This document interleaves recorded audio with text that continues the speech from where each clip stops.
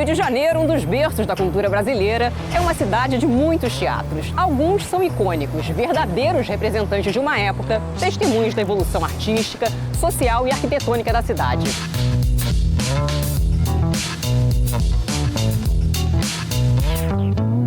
Nesta reportagem sobre os teatros históricos do Rio, vamos explorar a importância desses espaços, sua trajetória ao longo dos séculos e dos desafios enfrentados para a preservação e modernização essenciais para a cena teatral contemporânea carioca.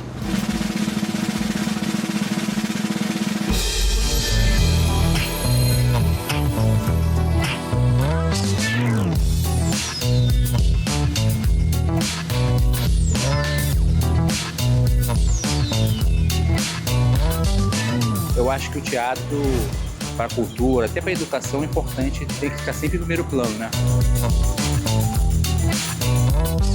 A importância para os cariocas dos teatros é a importância para qualquer ser humano, né? É o direito à arte.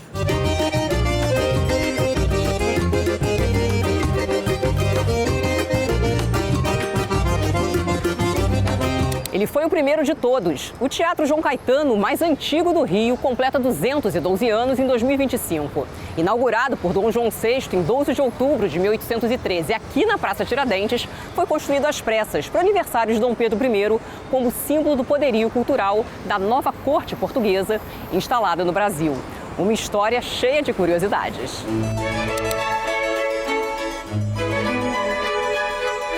Dom João, quando veio para o Brasil, fugindo de Napoleão, trouxe a capital de Portugal para o Rio de Janeiro. E ele queria manter essa sociedade, queria dar esse aspecto de sociedade normal de Portugal. Então ele tinha que construir um teatro. Ele pegou a arquitetura do Teatro São Carlos, em Portugal, e construiu aqui. Foram 3 grandes incêndios e muitos fatos políticos que marcaram a trajetória do teatro. Um caminho que se cruza com a própria história do país.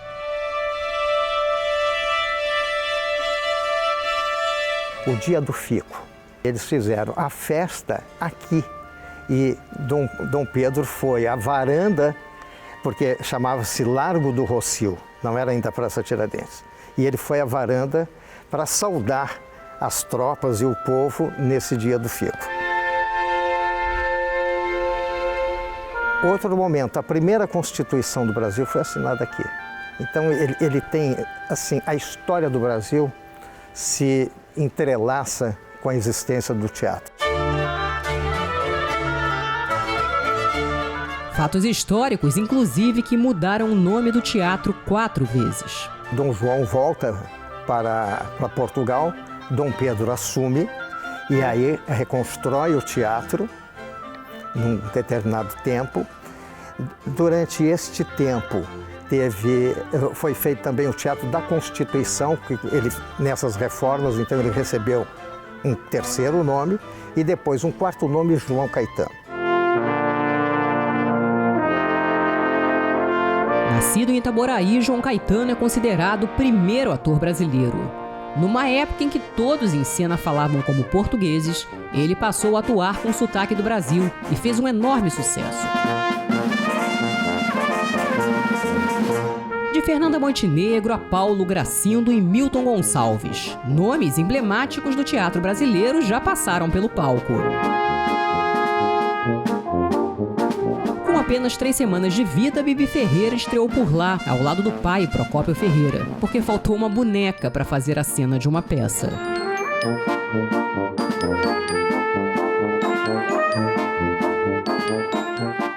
O João Caetano passou por 2 reformas importantes em 2024. As obras feitas pelo governo do estado custaram 6 milhões de reais, duraram 1 ano e incluíram a modernização do sistema elétrico, um novo sistema de ar-condicionado e a previsão de instalação de placas de energia solar. O último camarote aqui, bem de frente, que era o camarote do imperador. Hoje nós temos a cabine de comando de luzes e todos os elementos técnicos que a gente precisa para fazer um espetáculo. Embala pra lá, embala pra cá, menininha do canto ar. O teatro também abriga 2 importantes painéis do pintor Emiliano de Cavalcante, consideradas as primeiras obras modernistas em mural do Brasil. Menininha do cantoar, guiai os meus passos. Teatro João Caetano, sucesso desde 1813.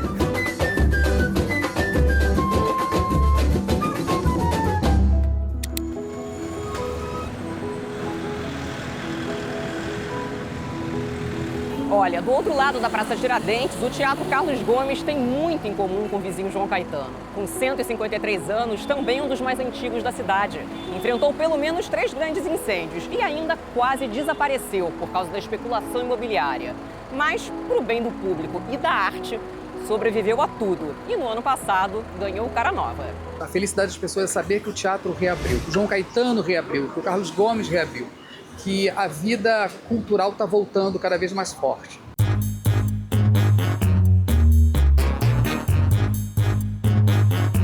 Inaugurado em 1872 com o nome de Teatro Cassino Franco-Brasileiro, o espaço já se chamou Teatro Santana.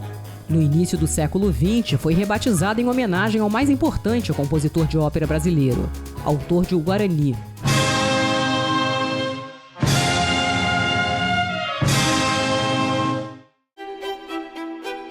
Em 1929, quase foi destruído pelas chamas e foi reconstruído em estilo Art Deco. Nos anos 80, depois de quase ser vendido para uma construtora, foi comprado pela Prefeitura do Rio. Em 93, foi entregue para a população carioca. Depois de uma nova reforma, foi reinaugurado em junho do ano passado.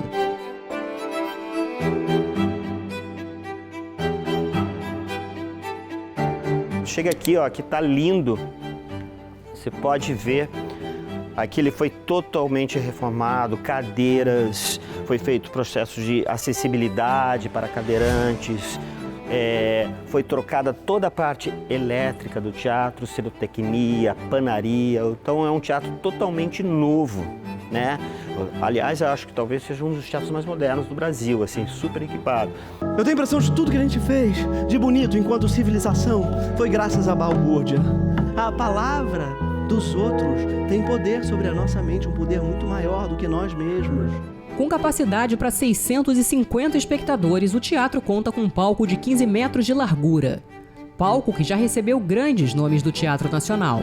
Procópio Ferreira, Dercy Gonçalves, Marília Pera, Bibi Ferreira. O último espetáculo que o José Celso, né, dirigiu com o Teatro Oficina, Esperando Godot. Então é um espaço que carrega dentro de si assim, muita história, né? O Rio de Janeiro se caracteriza por ser um polo cultural, né? Eu acho que aqui a cultura canaliza toda a cultura brasileira, ela canaliza e aqui radia para o restante do país e para o mundo. Então é importante que a cidade do Rio de Janeiro tenha mais espaços como esse, que possa ter teatros como Carlos Gomes, teatros menores, né, que possa, onde a gente possa, a arte poder acontecer. A volta do Carlos Gomes vai mais além. É um avanço no processo de revitalização da Praça Tiradentes e do próprio centro da cidade. Que já teve em torno mais de 40 teatros na sua história, né? Então a cultura carioca não tem como você falar da história da cultura carioca, das artes do Rio, sem passar pela Praça Tiradentes.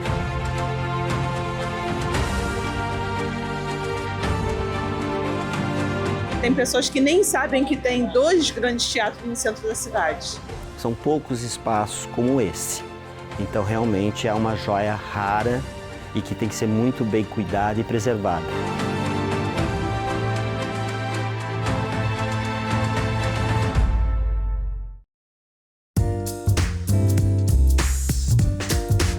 São 70 anos de história, de arte e de cultura. O Teatro Armando Gonzaga, o único de Marechal Hermes na Zona Norte, é um orgulho para os moradores. O nome é uma homenagem ao jornalista e autor de comédias, com personagens tipicamente cariocas que brilharam nos palcos do Rio de Janeiro na primeira metade do século XX.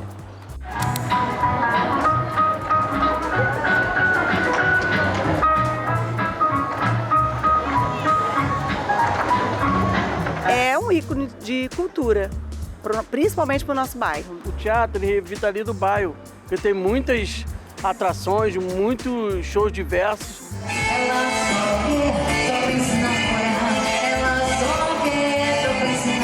Projeto do arquiteto modernista Afonso Reide e do paisagista Burle Marx, o espaço foi inaugurado em abril de 1954 e tombado em 89. Em dezembro de 2023, foi reformado com um investimento de R$1.200.000. É tudo novo, tudo muito novo. O teatro ele tá zero bala, assim. Com capacidade para 200 pessoas, já recebeu ícones dos palcos brasileiros e grandes produções. Marcas dessa trajetória podem ser vistas no hall da entrada. Através desse espelho, grandes estrelas já se olharam por ele, como a Fernanda Montenegro, Dercy Gonçalves, Leila Pinheiro. E essa penteadeira ela é tão importante pra gente que ela foi revitalizada, mantendo a originalidade da história do teatro. Todos os móveis eles foram restaurados e o nosso intuito é justamente esse, é colocar a história viva desses 70 anos, colocar acesso ao público.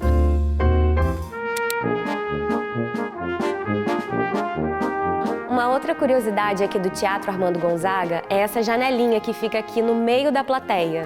Os artistas ficavam aqui no camarim, bisbilhotando tudo, como que estava a entrada da plateia, se já estava bastante cheio, se estava vazio. Então vocês conseguem imaginar Dercy Gonçalves olhando através dessa janelinha como que estava o público da peça dela?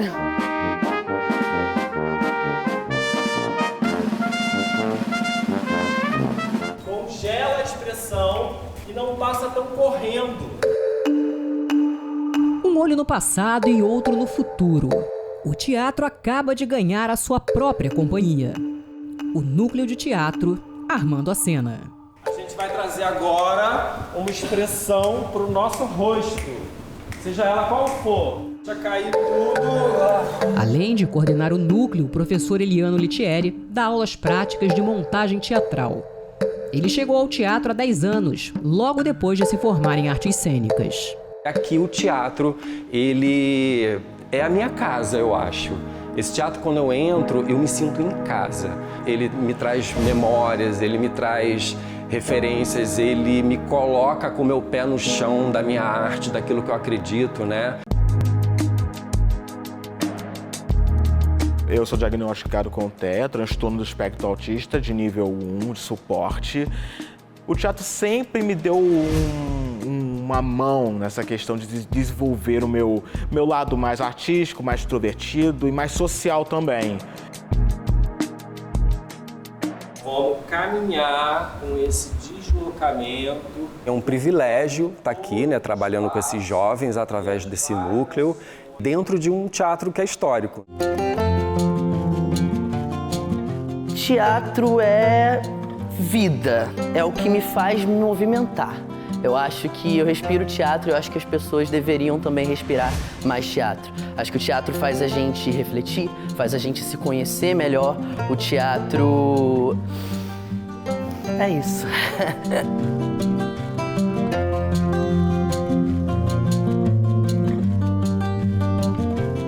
Bom, e o Câmara Rio Reportagem Especial vai para um breve intervalo. E no próximo bloco você vai conhecer outros teatros históricos que fazem maior sucesso no Rio de Janeiro. Então saia daí, a gente volta já.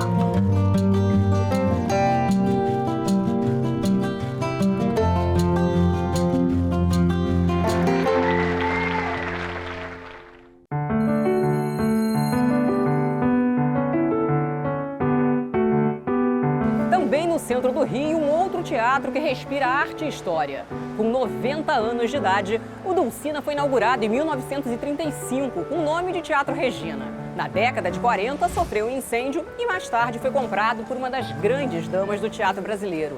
Uma mulher que revolucionou técnicas de atuação e derrubou preconceitos. A atriz Dulcina de Moraes.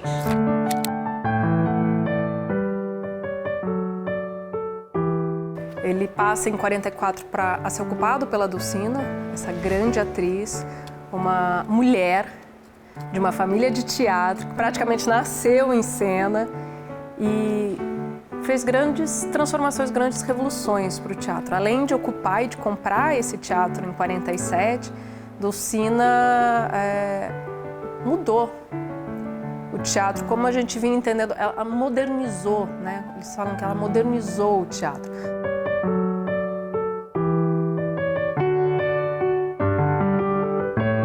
Aqui que a Dulcina montou a companhia dela, né? A Dulcina, a Eva e seus atores, seus artistas, isso tudo foi muito importante para a cidade do Rio de Janeiro.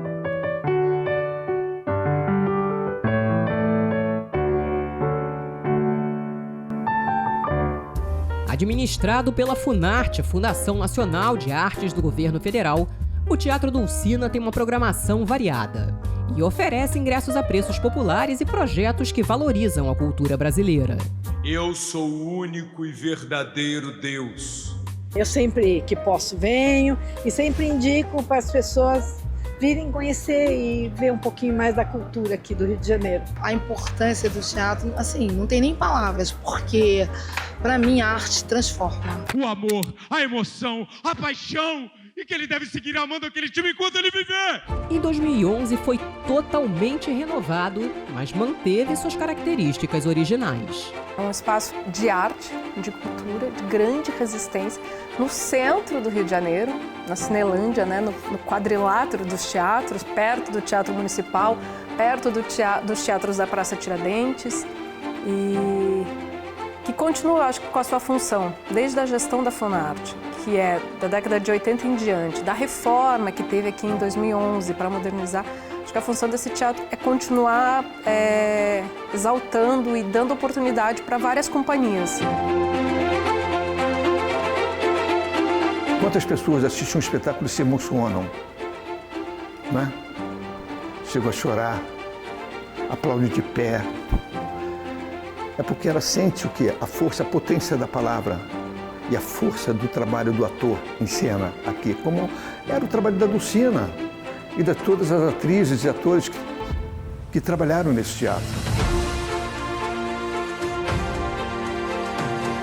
Dulcina de Moraes, como diz Fernanda Montenegro, a maior personalidade teatral do século XX.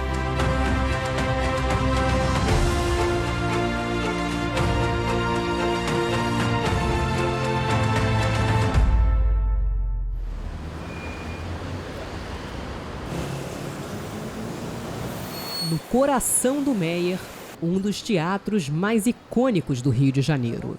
O Imperator Centro Cultural João Nogueira guarda memórias de um passado grandioso e se reinventa a cada dia. Você é o amor da minha vida, e o seu grande amor sou eu. Desde 2024, o espaço é administrado pela Funarge, a Fundação de Artes do Estado do Rio de Janeiro. O Imperator nasceu há 71 anos atrás como o maior cinema da América Latina. Um cinema que tinha 2.400 lugares, muito bacana. Logo depois, ele se transforma numa casa de espetáculo que tem como estreia Shirley MacLaine. A gente tem várias outras pessoas muito bacanas aqui. E aí ele para mais um tempo e aí ele fica fechado. Quando fechou, fez muita falta, entendeu? Fez falta demais.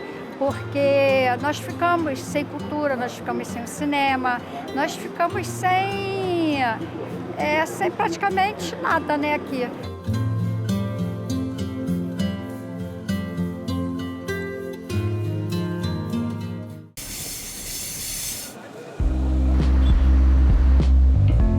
Aqui, onde um dia funcionou a maior sala de cinema da América Latina, passaram gerações de espectadores. O Imperator já viveu dias de glória, enfrentou fechamentos e hoje se firma como um dos principais espaços multiculturais da cidade.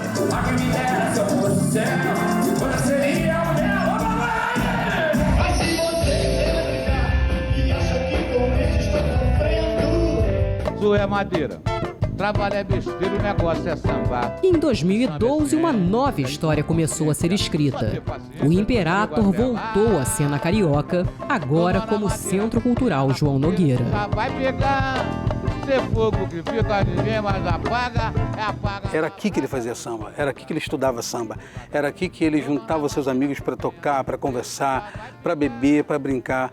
E aí eles trouxeram esse nome, Centro Cultural João Nogueira, e a família dele ficou muito feliz. Tu é madeira, samba de roda já vi muito nó. Roda de samba sou considerado. Na sala de exposições do Imperator, mais homenagens. A mostra Nó na Madeira, nome da música sobre a resistência do samba e dos sambistas diante das dificuldades, reúne o acervo da família sobre a vida e a obra do artista. São fotos, objetos pessoais e discografia interativa. Em 2013, eu entrei com o meu projeto Clubinho do Samba, que é um adendo do Clube do Samba. O Clube do Samba, ele foi fundado no Meier, também na rua José Veríssimo, onde nós morávamos. E daí, depois, a partir do João, eu fiz um projeto do Clubinho do Samba, que são as aulas de violão, cavaco, percussão. Hoje em dia nós temos teatro, nós temos canto coral, também lá no Imperator, Centro Cultural João Nogueira.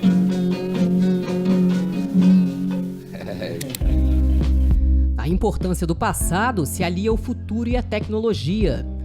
Um sistema automatizado, único na cidade do Rio, permite um recuo de poltronas, criando uma grande pista para dança e outros espetáculos. É uma coisa peculiar dessa casa, né? Que é lindo, a gente recuar tudo isso e essa casa virar um espaço enorme de arte, de cultura, que pulsa tanto quanto essa plateia sentada. E para o público, a conexão com esse lugar vai além. O Imperator é realmente um point tradicional aqui e cultural, né? Muito espetáculo bom. Eu acho muito importante, tanto para os adultos quanto para as crianças, essa cultura. E né, na região, né, aqui que não tem tantos teatros assim para a gente poder utilizar, frequentar. E é muito importante para o bairro, inclusive. A programação continua crescendo e a missão de manter viva essa história segue firme. A gente recebe público da Baixada Fluminense, recebe público do Meier, de Copacabana, do centro do Rio, de todos os lugares a gente recebe público. Então, eu acho que a importância é a memória.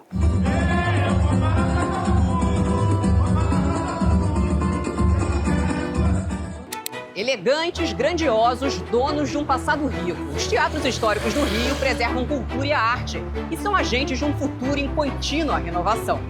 Câmara Rio Reportagem Especial de hoje fica por aqui. Acompanhe nossa programação em câmara.rio e também nas nossas redes sociais. Obrigada pela companhia e até o próximo programa, hein? Tchau, tchau.